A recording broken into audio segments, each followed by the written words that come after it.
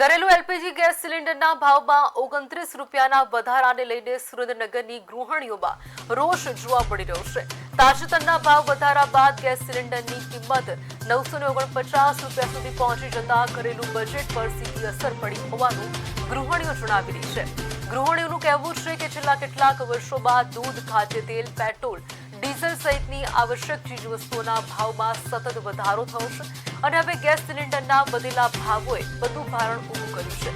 સ્થાનિક મહિલાઓએ જણાવ્યું કે વર્ષ 2015 દરમિયાન આશરે 5000 રૂપિયામાં ઘરનું રસોડું સરળતાથી ચાલી જતું હતું, જ્યારે હાલના સમયમાં 20,000 રૂપિયાનો ખર્ચ પણ ઓછો પડી રહ્યો છે।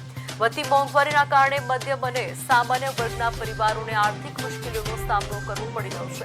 ગૃહિણીઓએ સરકારને મોંઘવારીને નિયંત્રણમાં લેવા અને આવશ્યક ચીજવસ્તુઓના ભાવ સ્થિર રાખવા માટે અસરકારક પગલાં ભરવાની માંગ કરી છે।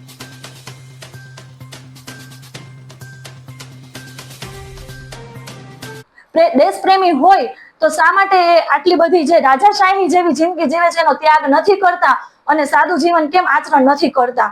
વિચારવાની વસ્તુ છે। અને મોંઘવારીનો માર ઘટે, ઘરેલુ લોકો જે ઘરેલુ સ્ત્રીઓ છે જે માત્ર ઘર ચલાવે છે એ લોકો માટે ઘર ચલાવવું અત્યારે ખૂબ જ અઘરું થઈ ગયું છે, કારણ કે આ મોંઘવારીનો સામનો કરી શકે એવી પરિસ્થિતિ નથી।